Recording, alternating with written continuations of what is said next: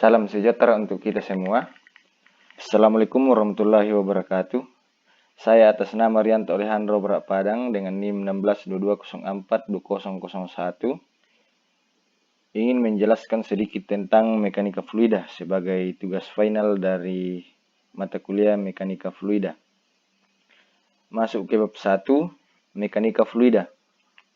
Pengertian mekanika fluida. Mekanika fluida adalah studi tentang fluida yang baik yang bergerak atau diam, baik gas maupun cairan, diklasifikasikan sebagai fluida dan jumlah rekayasa fluida sangat besar. Sejarah dan cakupan mekanika fluida. Mekanika fluida memiliki sejarah pencapaian awal yang terjadi secara tidak menentu. Kemudian era peralihan dari penemuan fundamental yang stabil di abad ke-18 dan ke-19 yang mengarah ke era praktik modern, abad ke-21, seperti kita sendiri. Istilah terpusat pengetahuan kita yang terbatas tapi up to date. Peradaban kuno memiliki pengetahuan yang cukup untuk memecahkan masalah aliran tertentu. Kapal layar dengan dayung dan sistem irigasi sama-sama dikenal pada masa prasejarah orang Yunani menghasilkan informasi kuantitatif. Konsep cairan dalam mekanika fluida. Cairan sebagai kontinuum merupakan cairan yang tersusun dari molekul yang relatif padat dengan gaya kohesif yang kuat, cenderung mempertahankan volumenya dan akan membentuk permukaan bebas dalam medan gravitasi jika dibatasi di atas. Dimensi dan unit. Dimensi adalah ukuran di mana variabel fisik diekspresikan secara kuantitatif. Satuan adalah cara tertentu untuk melampirkan bilangan ke dimensi kuantitatif. Dengan demikian, panjang adalah dimensi yang terkait dengan variabel seperti jarak, perpindahan, lebar, defleksi, dan tinggi. Sedangkan sentimeter dan inci adalah satuan numerik untuk dinyatakan panjang. Berikut ini bagian dari dimensi dan unit. 1. Dimensi primer. 2. Sistem internasional. 3. Sistem gravitasi Inggris. 4. Sistem unit lainnya. 5. Prinsip homogenitas dimensi. 6. Unit yang konsisten. 7. Persamaan homogen dan ekosistem secara dimensi. Kemudian masuk ke properti bidang kecepatan. Yang pertama, bidang kecepatan. Sifat utama dari suatu aliran adalah bidang kecepatan. Faktanya menentukan kecepatan seringkali sama dengan menyelesaikan masalah, karena properti lain mengikuti langsung dari medan kecepatan. Kedua, bidang percepatan. Terjadi dalam hukum Newton untuk fluida dan karenanya sangat penting untuk mengikuti sebuah partikel dalam kerangka acuan hasil akhir dan percepatan dan non-linear dan cukup rumit. Sifat termodinamika fluida. Yang pertama, tekanan, kepadatan, suhu, energi internal, entalpi, entropi, heat spesifik, Cp dan Cv, 8 koefisien viskositas, 9 konduktivitas termal. Teknik analisis aliran dasar. Ada 3 cara dasar untuk mengatasi masalah aliran fluida. Yang pertama, volume kontrol atau analisis integral. Kedua, sistem infinitesimal atau analisis diferensial. Ketiga, studi eksperimental atau analisis dimensi. Kemudian pola aliran atau streamline, straight lines, dan path lines. 4 tipe dasar pola garis digunakan untuk memvisualisasikan aliran. Yang pertama, garis arus adalah garis yang bersinggungan dengan vektor kecepatan pada saat tertentu. Kedua, garis jalur adalah jalur aktual yang dilalui oleh partikel fluida tertentu. Ketiga, garis gores adalah lokus partikel yang sebelumnya telah melewati titik awal yang ditentukan. Keempat, garis waktu adalah sekumpulan partikel fluida yang membentuk garis padat saat tertentu. Masuk ke bab 2, distribusi tekanan dalam fluida. Bab ini telah dikhususkan sepenuhnya untuk komputasi distribusi tekanan dan gaya dan momen yang dihasilkan dalam fluida statis atau fluida dengan medan kecepatan yang diketahui. Semua masalah hidrostatis dan benda kaku. Bagian ini diselesaikan dengan cara dan merupakan kasus klasik yang harus dipahami oleh setiap siswa. Dalam aliran kental yang berubah-ubah, tekanan dan kecepatan tidak diketahui dan diselesaikan bersama sebagai sistem persamaan pada bab-bab selanjutnya. Di mana pada bagian 2.3 menjelaskan bahwa jika fluida diam atau pada kecepatan konstan, untuk distribusi tekanan berkurang. Bagian 2.4, perubahan ketinggian zat cair sama dengan perubahan tekanan. Jadi kolom statis dari satu atau lebih cairan atau gas dapat digunakan untuk mengukur perbedaan tekanan antara dua titik. Bagian 2.5 menjelaskan bahwa gaya hidrostatis pada bidang permukaan desain struktur containment membutuhkan perhitungan gaya hidrostatik pada bagian permukaan padat yang berdekatan dengan fluida. Gaya-gaya ini berkaitan dengan berat bantalan fluida di permukaan. Kemudian bagian 2.6 menjelaskan bahwa gaya hidrostatis pada permukaan lengkung tekanan resultnya pada permukaan lengkung paling mudah dihitung dengan memisahkan menjadi komponen horizontal dan vertikal.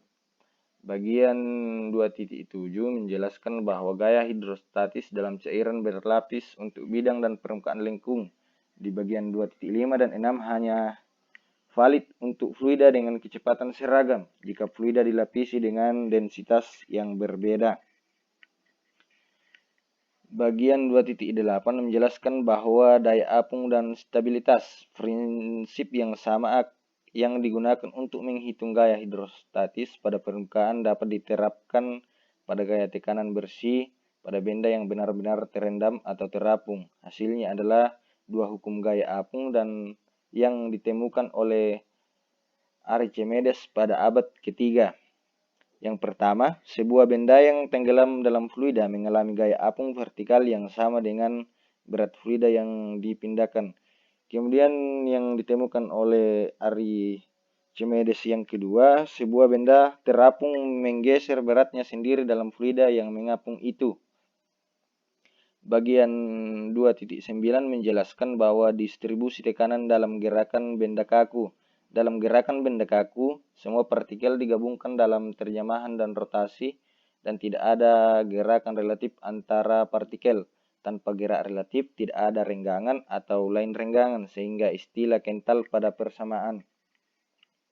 Bagian 10 menjelaskan bahwa pengukuran tekanan adalah sifat turunan. Kemudian masuk di contoh soal bab 2. Batas kedalaman yang bagi seorang penyelam adalah 50 meter. Kemudian berapa intensitas tekanan pada kedalaman tersebut dalam air tawar dan air laut. Kemudian jawabannya, air tawar P kali G kali H sama dengan 100 kg meter pangkat 3. 9,81 meter per sekon pangkat 2 dikali 50 meter, hasilnya 4,91 kali 10,5 PA. Nilai tekanan tersebut merupakan nilai tekanan relatif untuk mendapatkan nilai tekanan absolut yang harus dijumlahkan dengan tekanan atmosfer. 1 atmosfer sama dengan 1,01325 kali 105 PA yang bekerja pada permukaan air, pada air laut, sama dengan P1 kali G kali H, di mana P1 adalah tekanan air laut.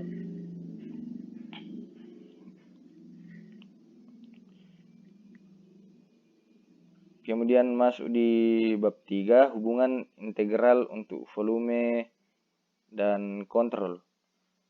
Sistem dan volume kontrol adalah suatu kumpulan zat yang memiliki massa tertentu yang konstan dan dibatasi oleh permukaan tertutup. Dalam pengertian umum, sistem adalah kesatuan komponen-komponen yang memiliki karakteristik dan fungsi masing-masing dan bersama-sama bekerja untuk satu tujuan. Sistem tersebut unik dan berbeda dengan lingkungan dan sistem lainnya. Kemudian volume atur dalam kurung kontrol volume sama dengan volume kontrol sama dengan volume kendali, disebut juga sebagai sistem terbuka. Adalah suatu volume atau daerah tertentu yang dipilih secara sembarang untuk menganalisis perubahan-perubahan keadaan yang terjadi dalam volume atau area yang dipilih tersebut akibat adanya aliran massa. Hukum-hukum dasar untuk sistem. Yang pertama, konservasi atau kekekalan massa. Secara didefinisikan sistem adalah kumpulan sembarang materi dengan identitas tertentu. Kemudian kedua, hukum Newton kedua untuk suatu sistem yang bergerak relatif terhadap referensi yang diam. Hukum Newton kedua menyatakan bahwa penjumlahan seluruh gaya eksternal terhadap sistem sama dengan perubahan momentum linear sistem terhadap waktu. Kemudian yang ketiga, prinsip momentum angular. Prinsip momentum angular untuk suatu sistem menyatakan bahwa perubahan momentum angular sistem sama dengan penjumlahan seluruh torsi yang bekerja terhadap sistem. Kemudian yang keempat, hukum termodinamika pertama merupakan pernyataan kekekalan energi suatu sistem.